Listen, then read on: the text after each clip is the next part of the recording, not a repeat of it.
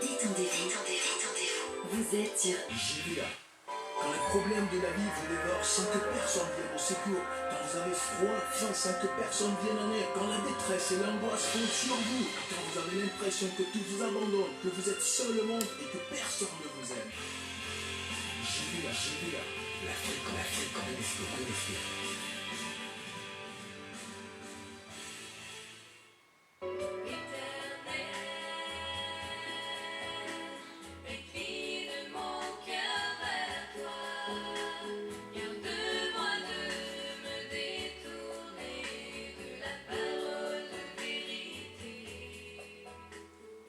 Suivez désormais sur la radio de l'Évangile les cours bibliques par correspondance présentés par Média Service Diffusion MSD. Tous les mardis de 9h30 à 10h15. Contact 22 51 68 70 41 09 27 99 48 35 45. Email aoudiaemmanuel@gmail.com.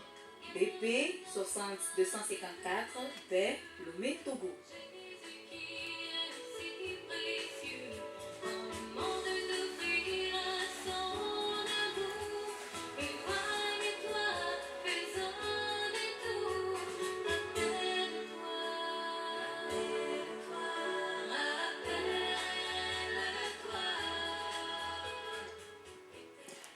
Radio JVA, Jésus vous aime. Recevez nos salutations dans le beau et précieux nom de notre Seigneur Jésus-Christ. Vous êtes en compagnie des missionnaires Emmanuel et Diamant Aoudja dans notre émission MSD, Média Service Diffusion. Et d'où nous avons tiré un nouveau thème que nous allons en parler aujourd'hui. Notre thème est intitulé « Une nouvelle vision du travail ». Bien avant tout, nous allons prier. Adorable Père, nous te bénissons et te louons. Nous te restons infiniment reconnaissants pour ton amour que tu nous as encore manifesté à notre égard. Merci Seigneur de ce que tu nous as amenés encore dans le champ. Nous te laissons la place du Père au milieu, afin que toi tu conduises toutes choses. Papa, touche les cœurs, ouvre les cœurs, les pensées, afin que, Seigneur, les gens puissent recevoir ce message, oui, avec une grande compréhension. Merci de ce que tu as déjà commencé. Reçois toute la gloire, la louange, au nom de Jésus-Christ. Amen. Amen. Donc, sans plus tarder, je vais remettre la parole à Emmanuel. Les cieux proclament la gloire du ressuscité. Rien n'est égal à la beauté du Seigneur.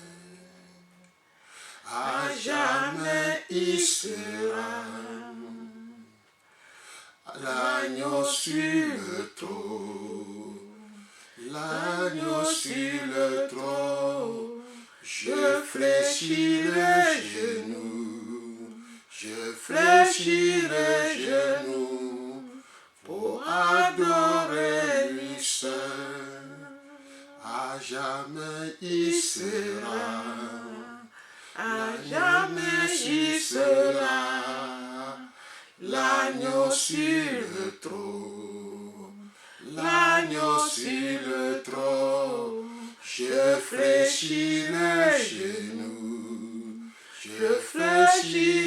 genou pour adorer lui seul. Je veux chanter la gloire du ressuscité. L'agneau immolé nous a rachetés pour Dieu. À jamais tu seras l'agneau sur le trône, l'agneau sur le trône. Je fléchis le genou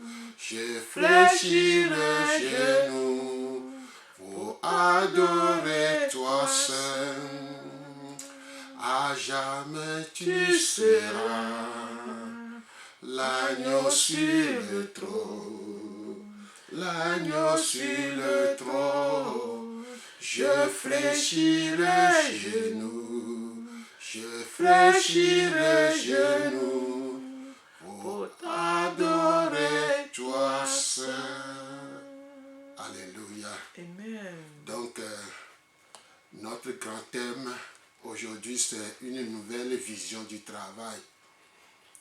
Donc, j'aimerais poser ces 5 questions aux auditeurs, aux auditrices, et vous allez me répondre. Ça fait 5 questions que j'envoie dans l'orbit pour que vous me répondiez, pour que vous nous répondiez ces questions-là. Première question, le travail est la conséquence du péché, vrai ou faux? Deuxième question, le travail est une malédiction provisoire avant d'aller au ciel, vrai ou faux? Moins on travaille, plus on est heureux, vrai ou faux? Les loisirs et le repos sont des buts en soi, vrai ou faux? Cinquième question, je n'ai pas le temps d'obéir à Dieu, le temps est mon ennemi, vrai ou faux? Voilà les 5 questions, je répète encore. Première question, le travail est la conséquence du péché, vrai ou faux? Le travail est une malédiction provisoire avant d'aller au ciel, vrai ou faux? Moins on travaille, plus on est heureux, vrai ou faux? Les loisirs et le repos sont des buts en soi, vrai ou faux? Je n'ai pas le temps d'obéir à Dieu, le temps est mon ennemi, vrai ou faux? Voilà les 5 questions. L'antenne est ouverte en 93 04 38 38. 93 04 38 38. C'est à vous de nous répondre maintenant, ces 5 questions. L'antenne est ouverte. L'antenne est ouverte. On va passer quelques minutes seulement pour répondre à ces 5 questions. Nous sommes à la radio JVA 93 04 38 38. 93 04 38 38. C'est à vous maintenant de nous répondre avant d'entamer l'enseignement. L'antenne est ouverte. 93 04 38 38. Le travail est la conséquence du péché, vrai ou faux? Allez-y. Le travail est une malédiction provisoire avant d'aller au ciel, vrai ou faux? Moins on travaille, plus on est heureux, vrai ou faux? Les loisirs et le repos sont des buts en soi, vrai ou faux? Je n'ai pas le temps d'obéir à Dieu, le temps est mon ennemi, vrai ou faux? L'antenne est ouverte pour quelques réponses à ces questions. À votre avis, qu'est-ce que vous pensez?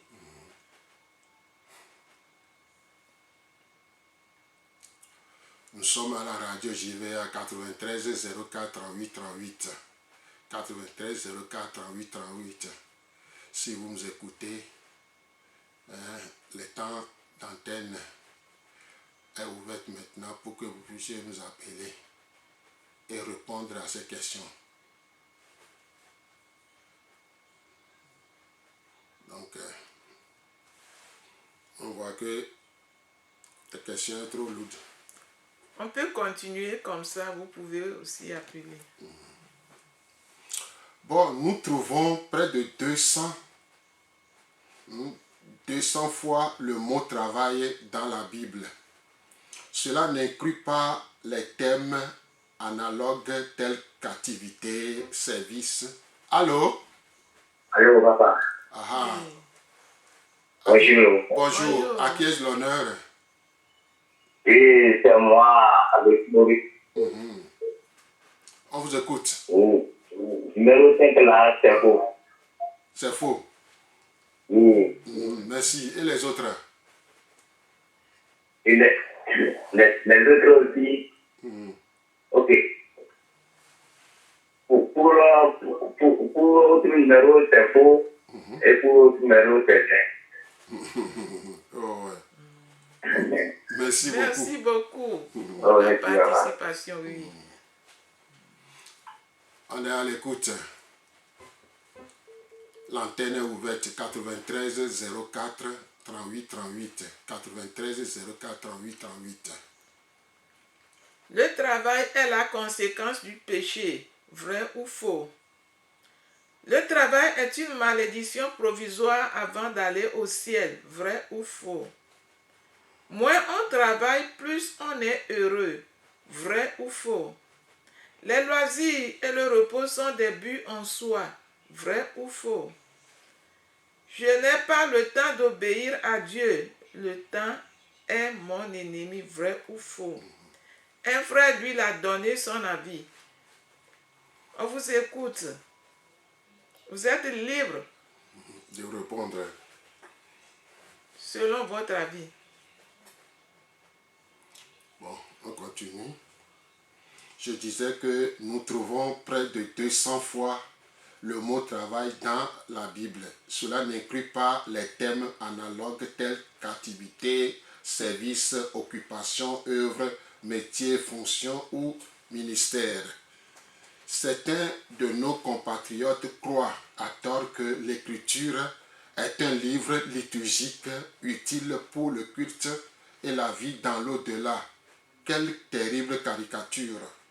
Son message est aussi pertinent qu'efficace pour les hommes et les femmes d'affaires, les ministres ou les banquiers, tout comme pour les enseignants, les ménagères et tous les ouvriers. Dieu a beaucoup à dire dans ce domaine. Cette série d'enseignements est là non seulement pour proposer des réponses à nos questions professionnelles, mais également pour souligner des principes spécifiques et utiles au travail en général. Dans l'Ancien Testament, le mot travail est utilisé positivement plus de 120 fois. Il n'est cité que 22 fois dans un sens péjoratif. Dans le Nouveau Testament, la proportion positive est encore plus forte, soit 41 citations au 43. Sur 43, pardon. Donc, on continue. Pourquoi le travail n'est-il pas une malédiction? Dieu lui-même travaille. Dès le premier chapitre de la Genèse, nous voyons Dieu, Père, Fils et Saint-Esprit à l'œuvre. Il crée, observe, ordonne, appelle et donne un cahier des charges aux astres. Il bénit les poissons et les oiseaux, puis créer l'homme et la femme à son image. Il ne demande pas à un archange de le faire. Il ne prie pas. Il n'agit pas tel un magicien jouant de sa baguette. Il travaille. Ensuite, il se repose de toute son œuvre. L'homme, avant l'arrivée du péché, travaille. Adam exerce deux métiers, celui de cultivateur et celui de gardien. Le Seigneur Dieu prit l'homme et l'établit dans le jardin d'Éden pour le cultiver et le garder. Dieu lui confie également une responsabilité plus intellectuelle, celle de choisir un nom pour tous les animaux terrestres.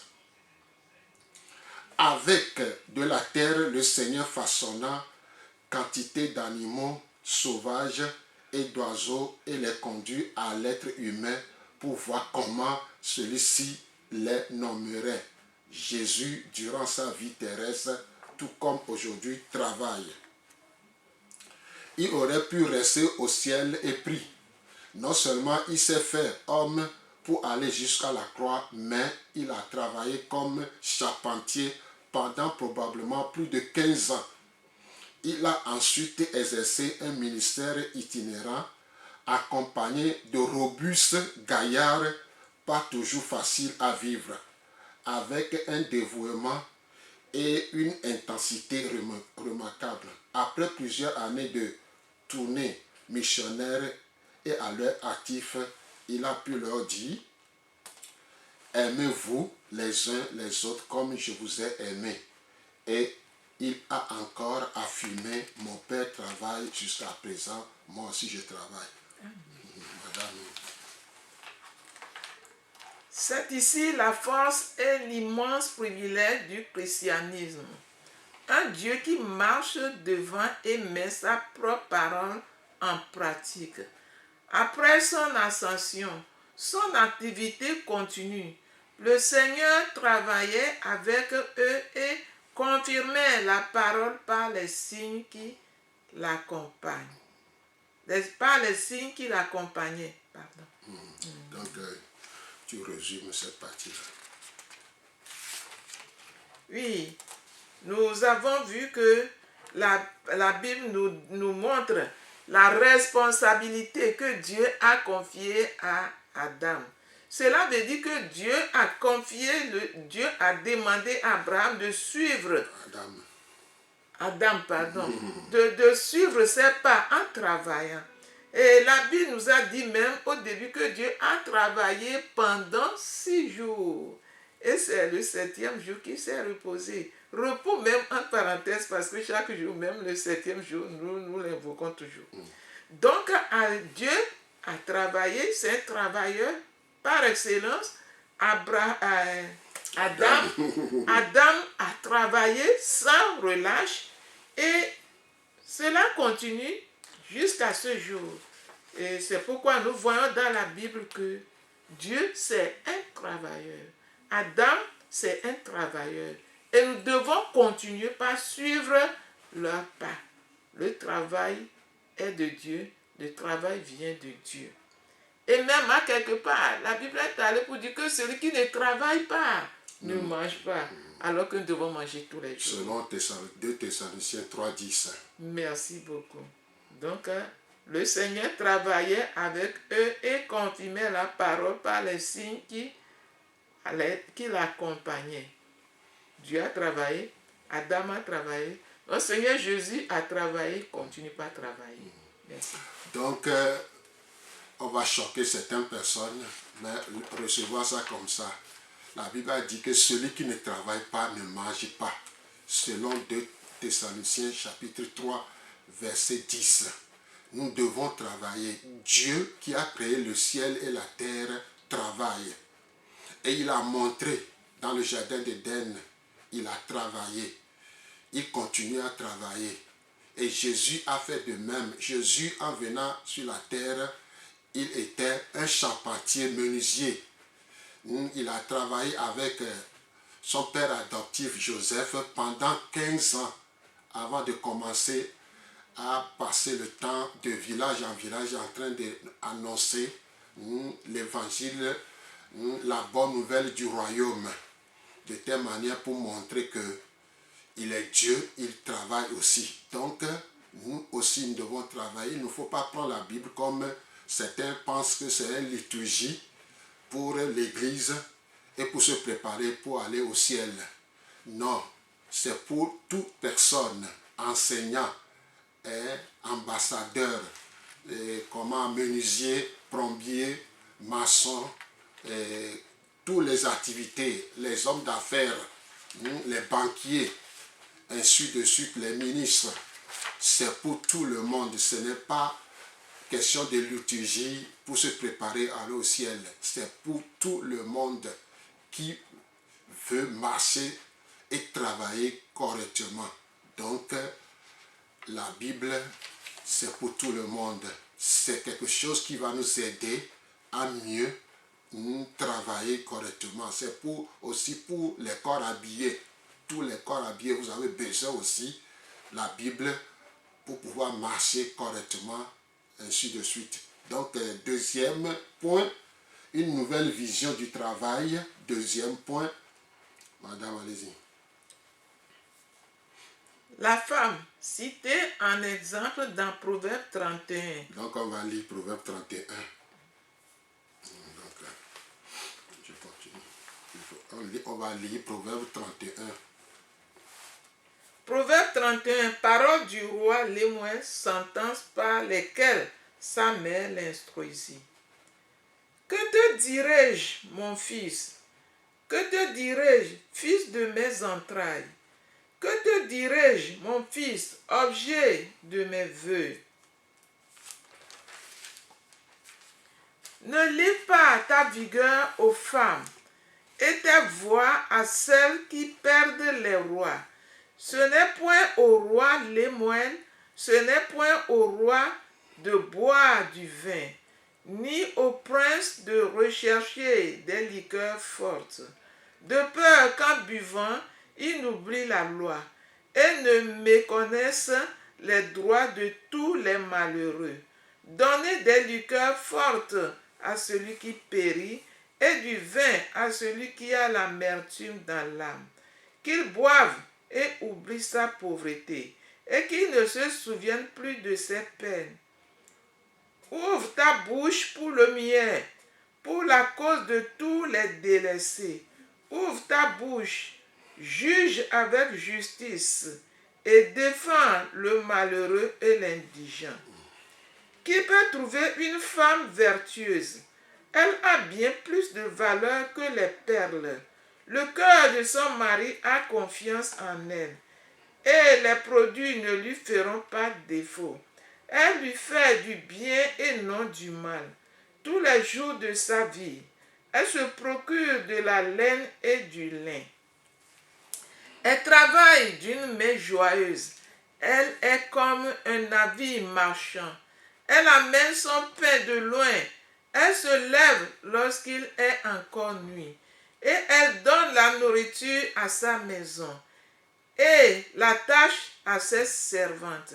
Elle pense à un champ et elle l'acquiert. Du fruit de son travail, elle plante une vigne. Elle ceint de force ses reins et elle affermit ses bras. Elle sent que ce qu'elle gagne est bon. Sa lame ne s'éteint point pendant la nuit. Elle met la main à la quenouille et ses doigts tiennent le fuseau. Elle tend la main au malheureux. Elle tend la main à l'indigent.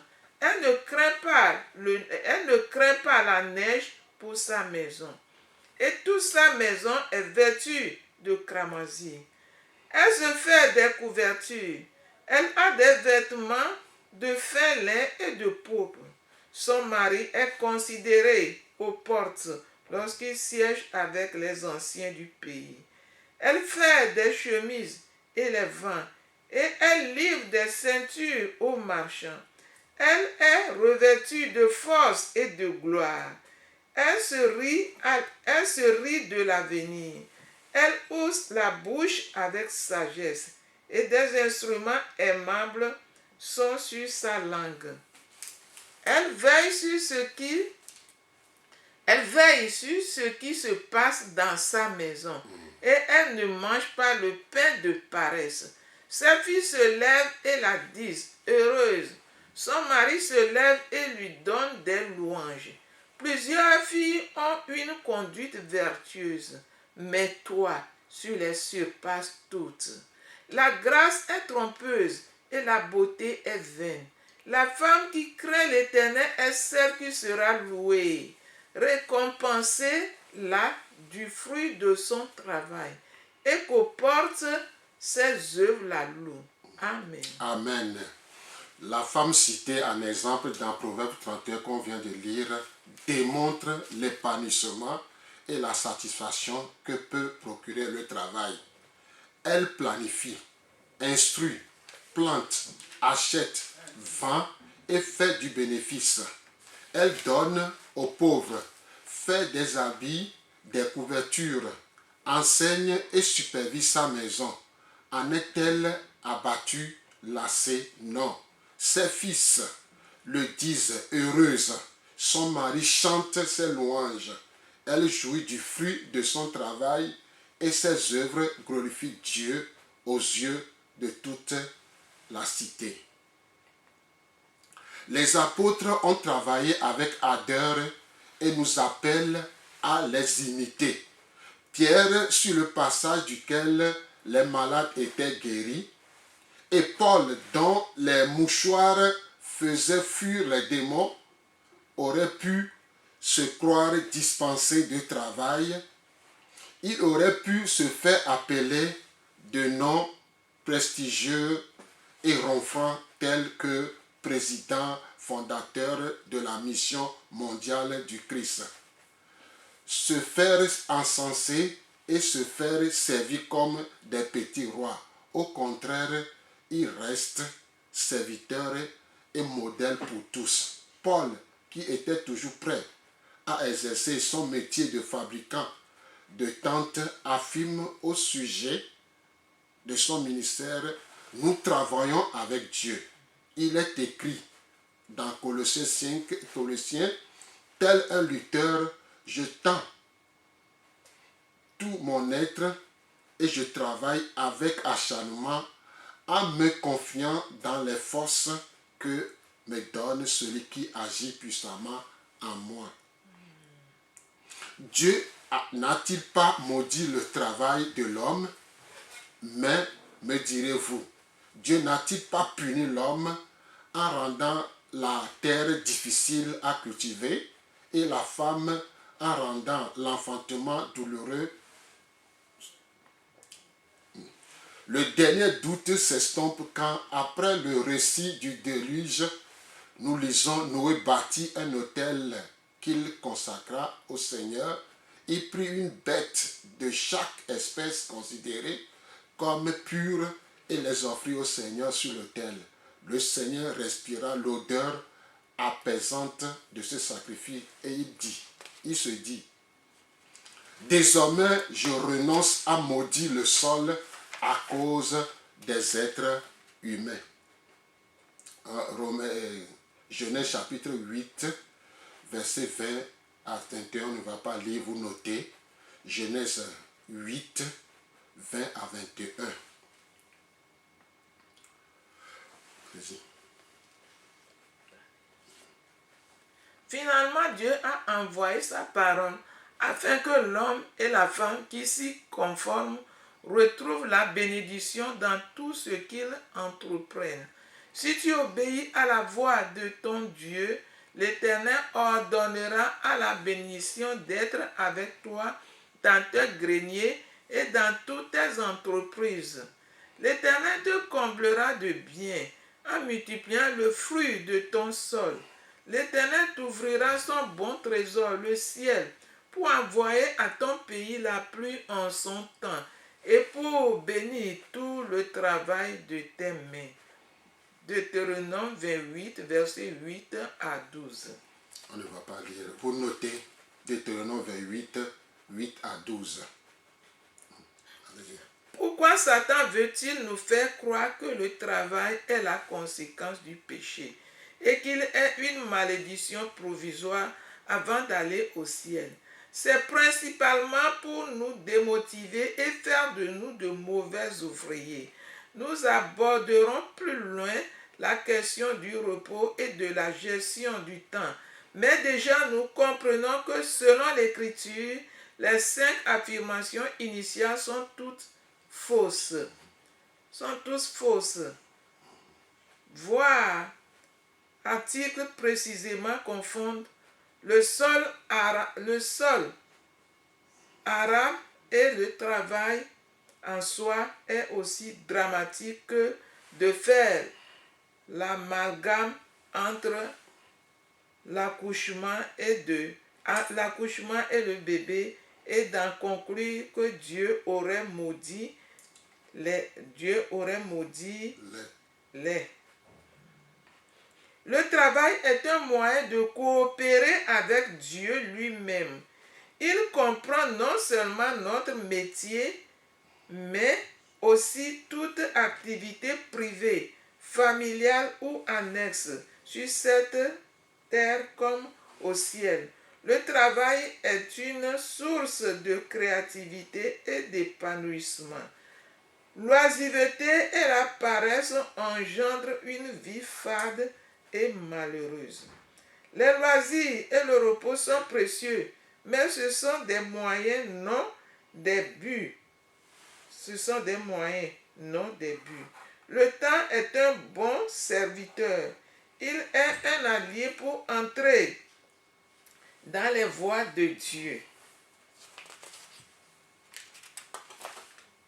Dieu aime le travail. Il ordonne, l'honore et le bénit. Le précieux trésor d'un homme, c'est son activité. Proverbe 12, verset 27. Amen.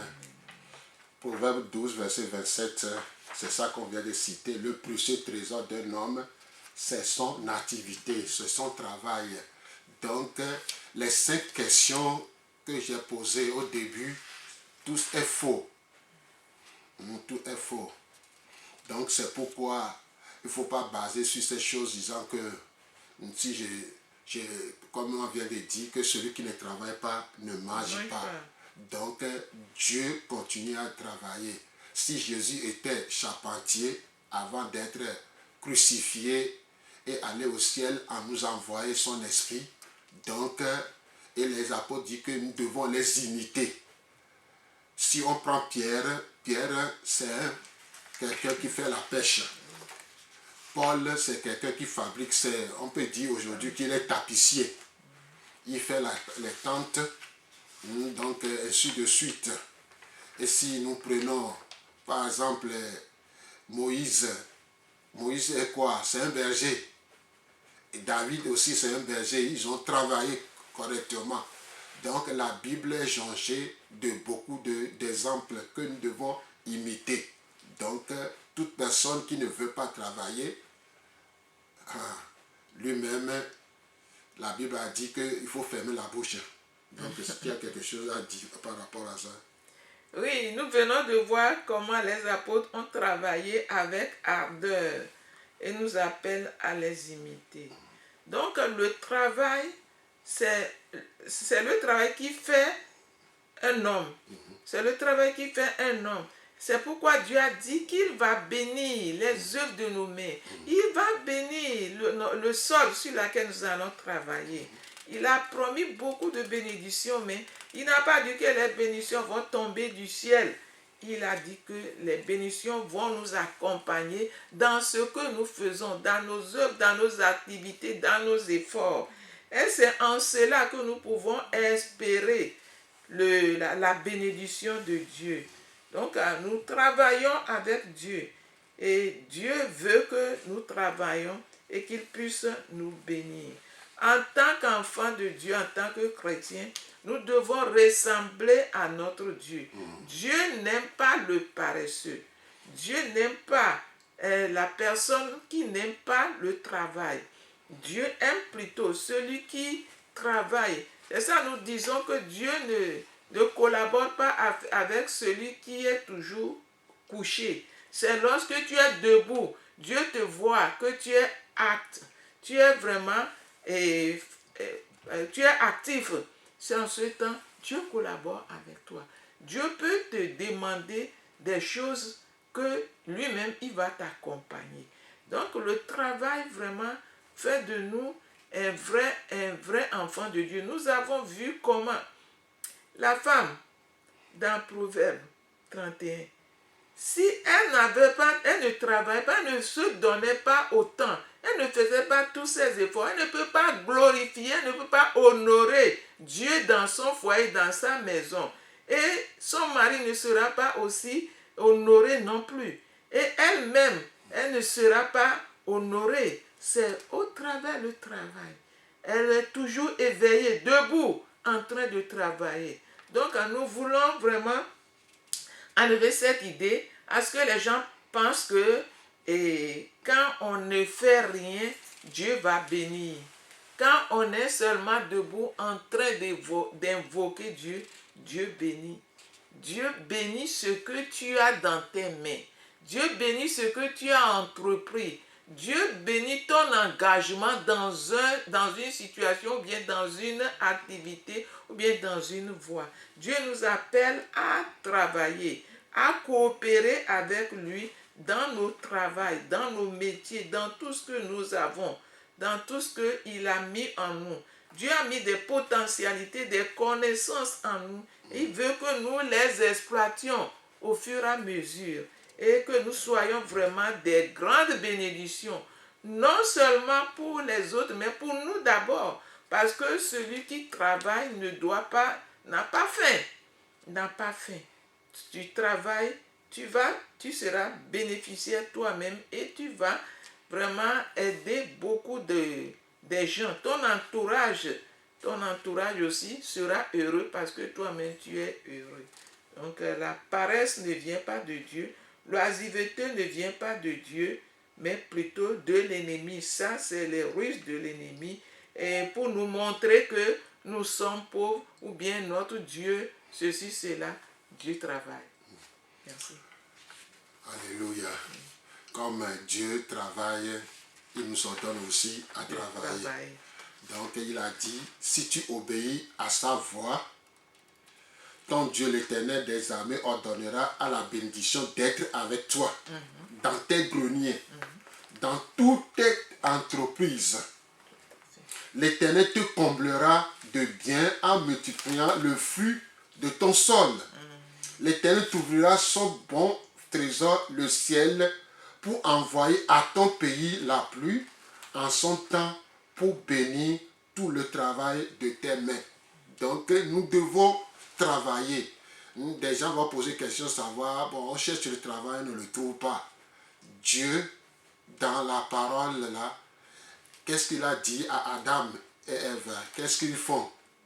Adam est cultivateur, un agronome. Ils font l'élevage aussi. Ils font la pêche.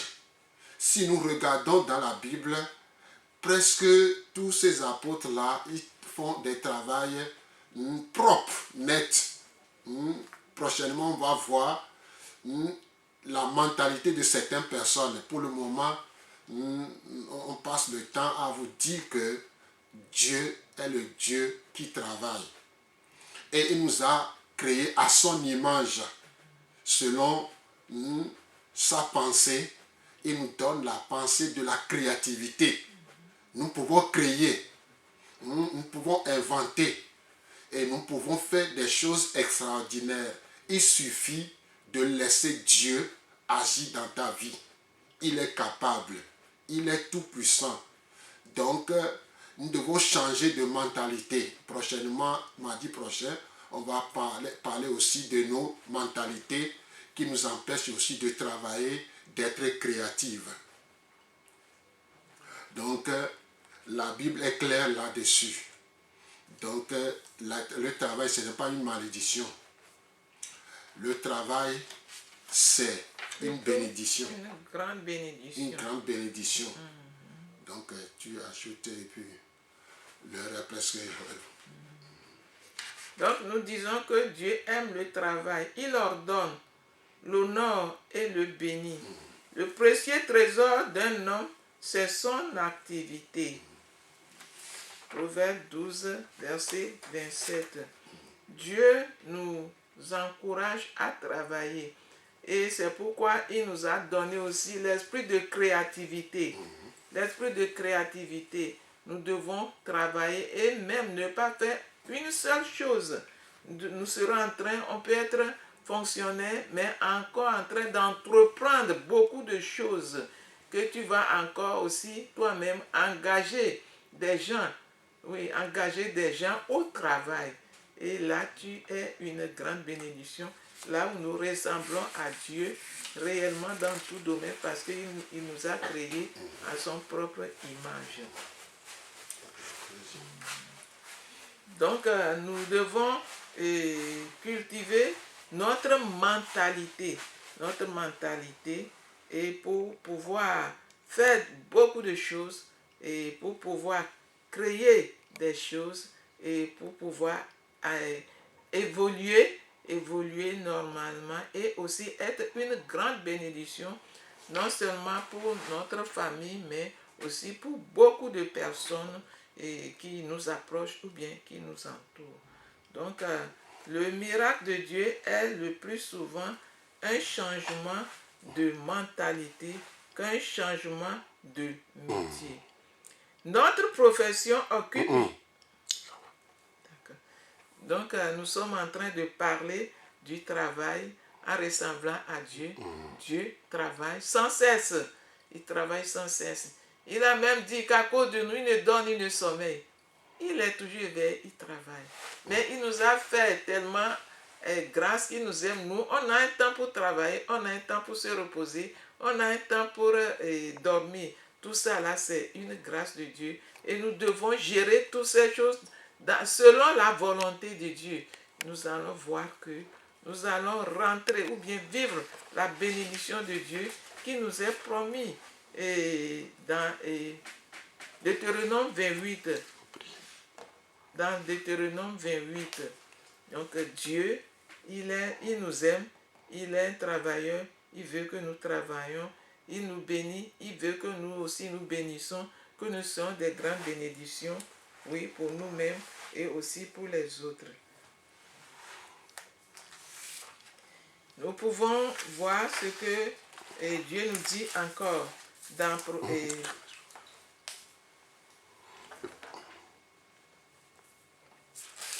donc aujourd'hui nous avons parlé, le thème sur lequel nous avons parlé, c'est une nouvelle vision du travail. Et nous avons posé des questions et les réponses sont dans la Bible. Nous avons vu que toutes ces questions, les 5 questions, sont fausses. Et nous avons donné la réponse. Père éternel, nous voulons te bénir, te louer, t'exalter, te magnifier. Nous te disons infiniment merci parce que tu nous as créés à ton image. Et nous avons vu que tu es le grand travailleur. Et tu as vu que nous associons à toi et que nous travaillons aussi inlassablement. C'est pourquoi tu nous as donné la force. Les matins, tu nous renouvelles la force pour nous engager dans le travail. Merci, Papa, d'éclairer tes enfants par rapport à ce thème, afin que nous soyons des chrétiens actifs, des chrétiens travailleurs, des chrétiens utiles, des chrétiens qui te glorifient. Papa, merci pour qui tu es, au nom de Jésus-Christ. Amen.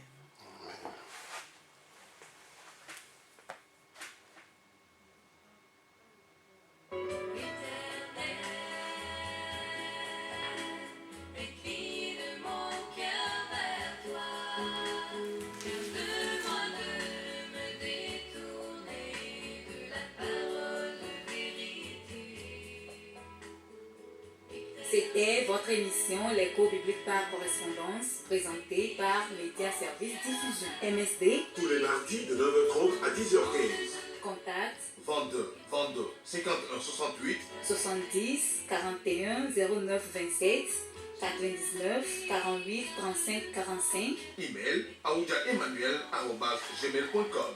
BP 60 254 B Lomé Togo.